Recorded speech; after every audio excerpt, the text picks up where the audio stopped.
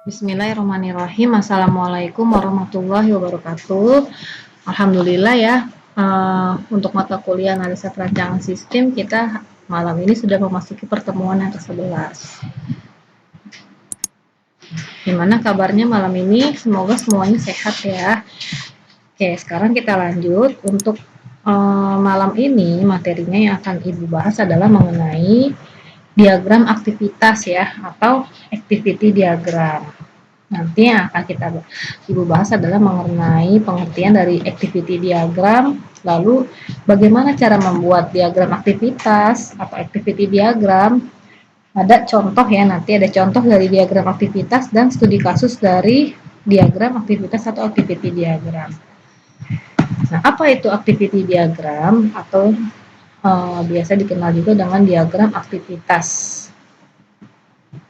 Nah, diagram aktivitas atau activity diagram digunakan untuk menggambarkan proses bisnis ya, atau alur kerja dari suatu sistem informasi yang nanti akan kita buat. Nah, biasanya ini activity diagram ini nanti akan terpakai nih pada saat nanti kalian akan KKP ya, kuliah kerja praktek, atau pada saat tugas akhir. Nanti pada saat kalian akan membuat suatu sistem informasi, nah nanti rancangannya itu kita menggunakan UML.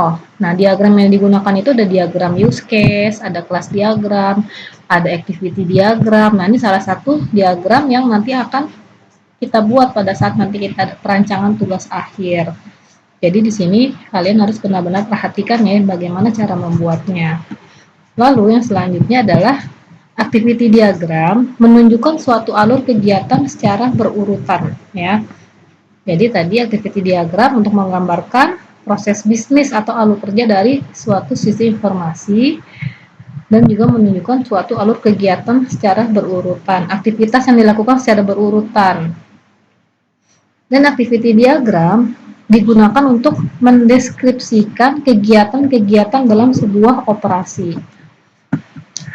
Selanjutnya, activity diagram ini atau diagram aktivitas juga sangat bermanfaat apabila kita membuat diagram ini terlebih dahulu dalam memodelkan sebuah proses untuk membantu memahami proses secara keseluruhan.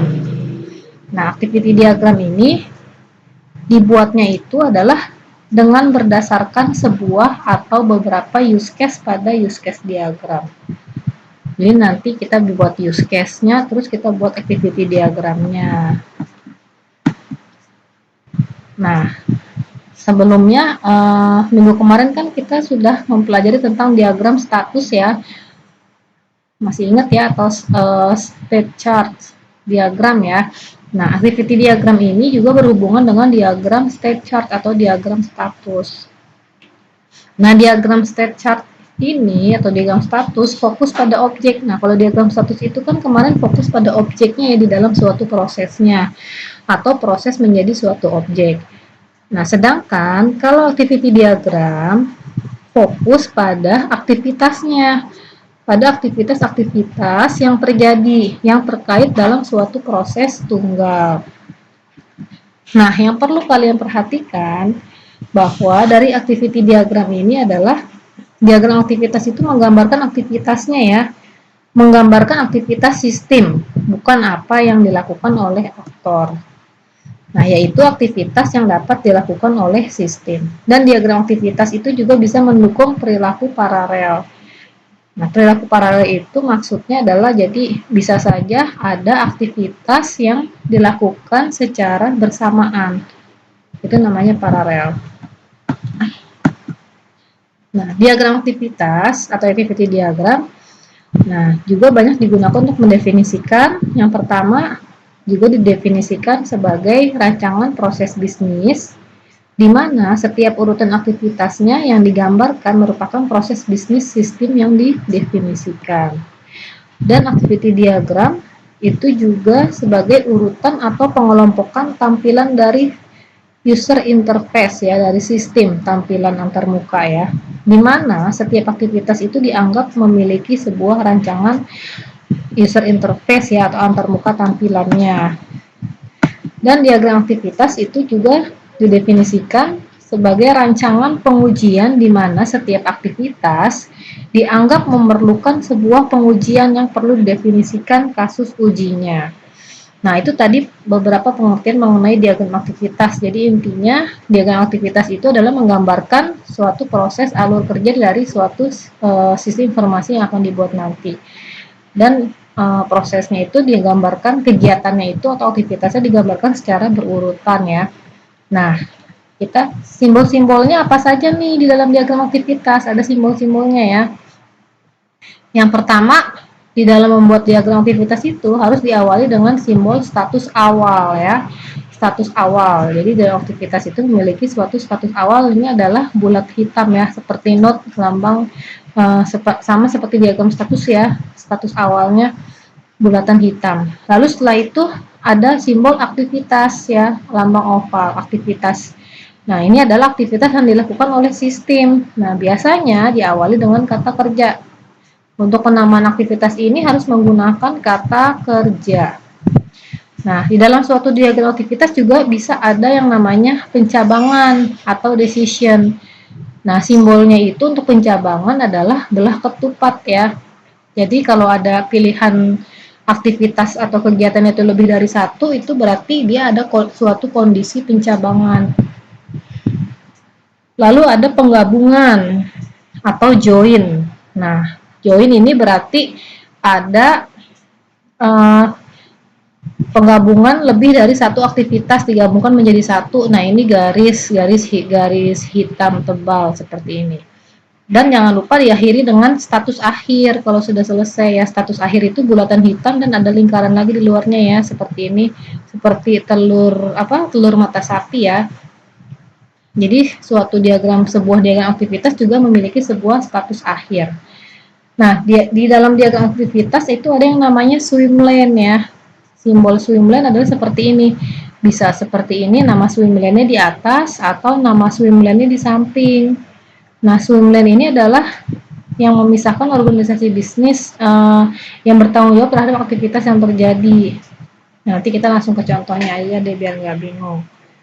Nah, lalu ada yang namanya fork. Fork itu lambangnya seperti ini ya, garis hitam tadi ya. Terus jadi kalau fork itu kalau misalkan ada kegiatan yang dilakukan secara bersamaan atau paralel, maka itu menggunakan fork. Ya, ini aktivitasnya apa di sini ditulis dengan menggunakan simbol aktivitas. Nah, kalau ada fork itu harus ditutup dengan menggunakan join ya. Join seperti ini, di bawahnya ditutup dengan menggunakan join ya, untuk menunjukkan kegiatan yang digabungkan. Jadi kalau ada fork harus ditutup dengan join, jangan lupa. Nah, kita sekarang masuk ke bagaimana cara membuat activity diagram atau diagram aktivitas. Langkah-langkah penggambarannya. Jadi, activity diagram ya, atau diagram aktivitas itu cara bacanya adalah dibaca dari atas ke bawah ya, dari atas ke bawah. Nah, nanti bisa saja di tengah-tengah itu mungkin ada pencabangan ya, bercabang. Itu artinya nanti ada suatu kondisi yang harus dipilih kalau pencabangan, atau suatu keputusan atau memiliki kegiatan yang paralel, atau bisa juga nanti ada kegiatan atau aktivitas yang sifatnya itu harus dilakukan secara bersamaan ya, itu paralel, nanti menggunakan simbol fork tadi kalau ada kegiatan yang dilakukan secara paralel atau bersamaan. Oke, selanjutnya langkah-langkah membuat diagram aktivitas. Jadi yang pertama kita buat dulu ya simbol status awalnya tadi untuk mengawali diagram yang bulatan hitam tadi. Lalu kita setelah itu kita gambarkan nih aksi pertamanya apa, aktivitas pertamanya, kegiatan pertamanya apa sesuai aliran kegiatan sistem. Nah, nanti kita bisa menggunakan sebuah fork pada saat ada aktivitas atau kegiatan yang terjadi secara bersamaan. Kita bisa menggunakan fork. Kalau menggunakan fork, maka di bawahnya harus ditutup dengan join, harus ditutup dengan simbol join. Kalau ada kegiatan yang paralel ya, atau yang dilakukan secara bersamaan. Nah, bisa juga nanti ada suatu kondisi ya, atau suatu pencabangan ya, digunakan untuk menunjukkan suatu kegiatan untuk memenuhi kondisi tertentu. Nah, kalau ada pencabangan, pencabangan itu tadi kan simbolnya belah ketupat ya, belah ketupat.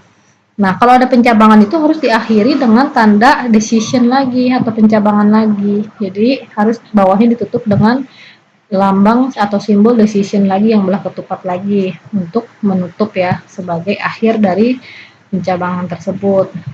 Yang terakhir kalau sudah selesai, akhiri dengan simbol status akhir yang bulatan hitam tadi ya, terus ada lingkaran lagi di luarnya yang seperti telur mata sapi tadi ya.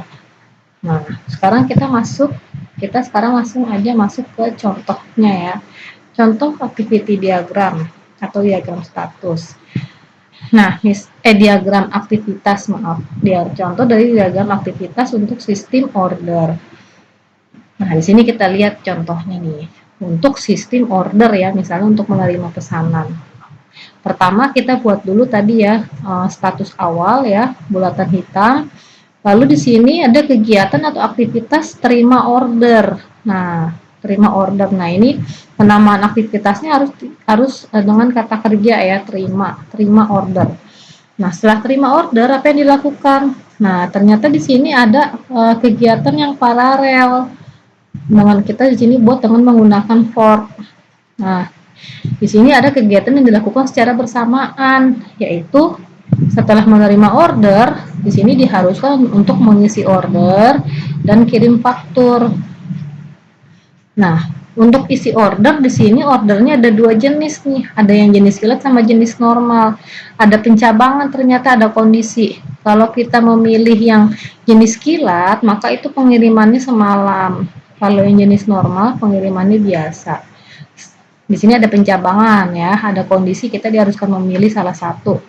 Nah, setelah itu pencabangan tersebut harus ditutup lagi dengan lambang pencabangan. Tadi lambangnya adalah decision. Lambang decision maksudnya itu adalah lambang belah ketupat. Nah, di sini ditutup lagi dengan lambang belah ketupat. Setelah itu selesai. Nah, kalau yang kirim faktur itu tadi setelah kirim faktur lalu terima pembayaran. Setelah terima pembayaran selesai, tutup dengan join. Nah, di sini jangan lupa kalau di atas ada fork, maka di bawah harus ada join. Tadi join seperti ini ya. Join itu di atas garis hitam tebal ini ada panah, ada dua panah dari kegiatan aktivitas yang bersamaan tadi ya. Lalu di bawahnya ada satu panah. Kalau fork itu tadi di atasnya ada satu panah. Dan di bawahnya ada dua garis panah, yaitu untuk menunjukkan kegiatan aktivitas yang dilakukan secara bersamaan. Setelah ditutup dengan join, lalu kita tutup order.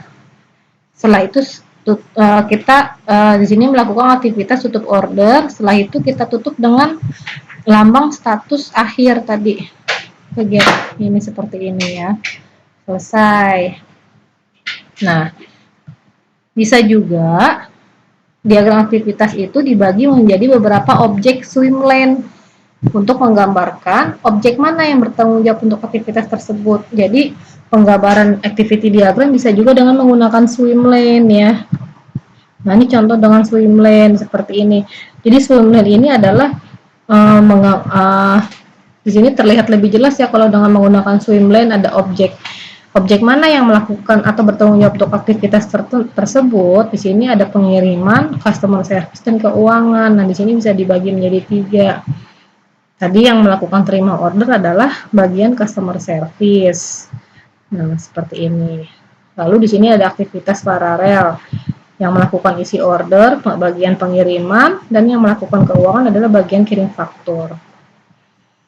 Setelah itu ada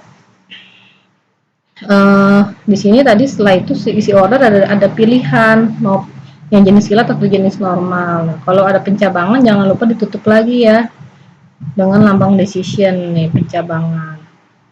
Setelah itu selesai customer service yang akan menutup ordernya. Ini kirim faktur, setelah kirim faktur kirim pembayaran yang melakukan adalah bagian keuangan. Setelah itu ketemu lagi di sini selesai tutup order, setelah itu selesai. Nah, seperti ini lebih rapi ya apabila kita membuat activity diagramnya dengan menggunakan swim lane. Nah, lebih rapi. Jadi ketahuan di sini yang melakukan kegiatan atau aktivitas ini siapa. Gitu. Nah, ini ada contoh. Di sini ada contoh lagi nih. Bu kasih contoh lagi deh biar lebih jelas.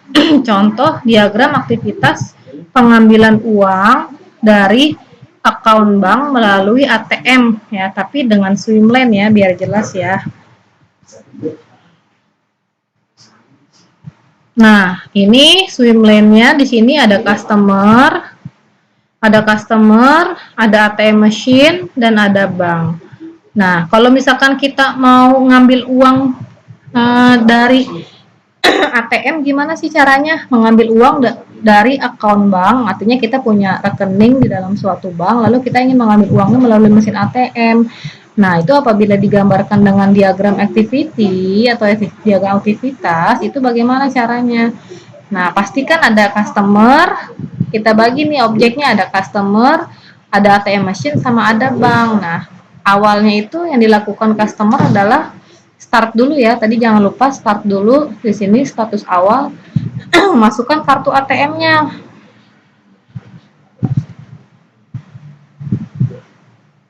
Masukkan kartu ATM, insert card. Yang melakukan adalah si customer. Setelah itu si customer melakukan PIN, maksudnya menginput PIN ya, mengenter PIN. PIN-nya dimasukkan berapa? Nah, enter PIN ini merupakan salah satu aktivitas.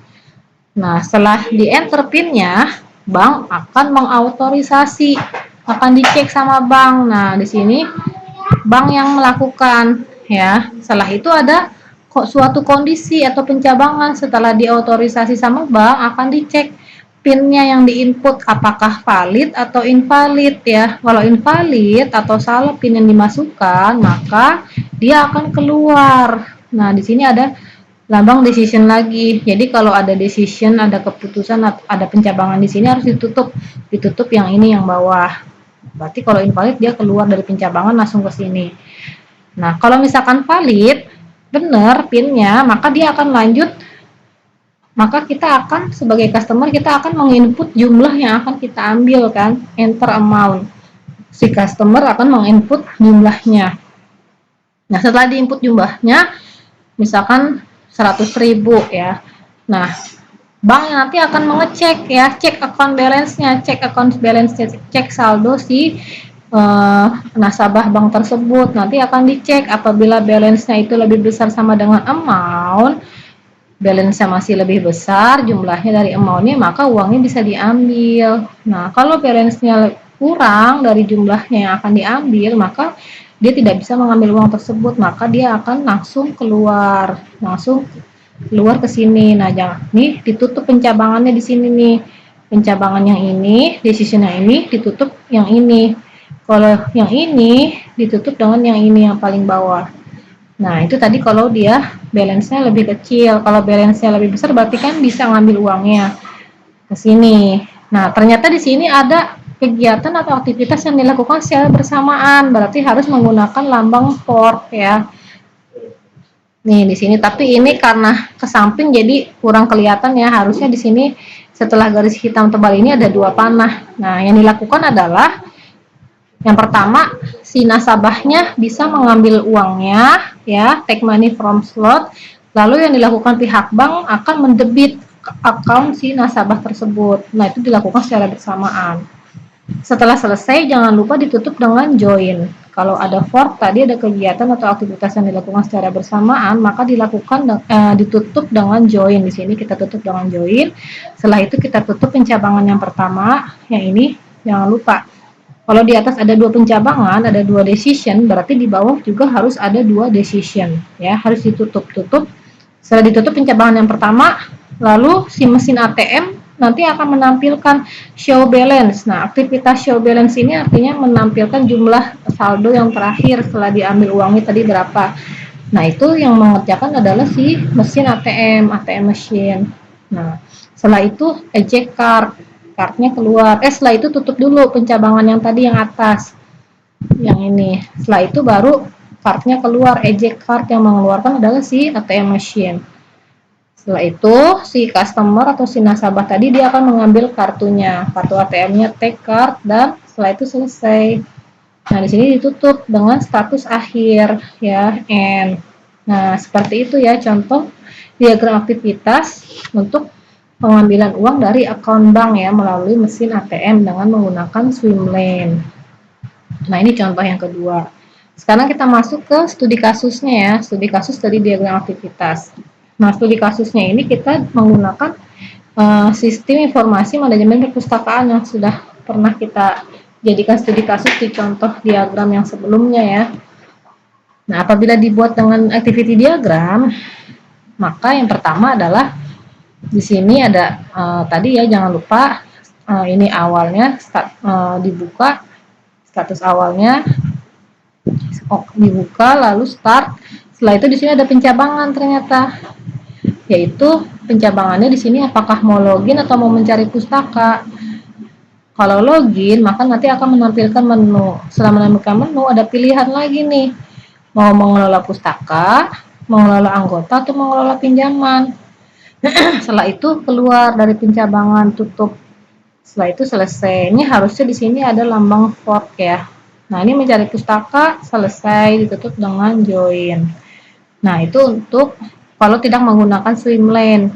Nah, kalau misalkan kita buat activity diagram untuk informasi manajemen perpustakaan dengan menggunakan swim lane, maka di sini ada dua objek yang melakukan aktivitas tersebut, ada petugas perpustakaan dan pengunjung atau anggota perpustakaan. Nah, tadi pada saat pertama si petugas dia akan melakukan login, pengunjung akan mencari pustaka. Nah, ini yang melakukan ini, aktivitas ini adalah si petugas perpustakaan. Sampai sini selesai, lalu pengunjung atau anggota akan mencari pustaka lah. Setelah itu selesai. Nah, seperti itu ya contohnya. Nah, oke.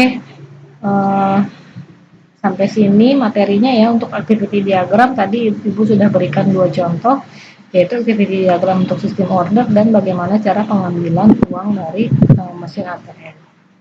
Dan studi kasus untuk sisi informasi manajemen perpustakaan. Untuk selanjutnya nanti akan ada latihan ya untuk membuat activity diagram. Untuk materinya sampai sini dulu ya. Oke, nanti kalau ada pertanyaan silahkan dilanjutkan via Zoom.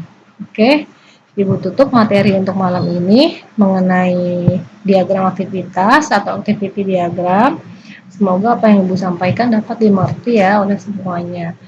Assalamualaikum warahmatullahi wabarakatuh.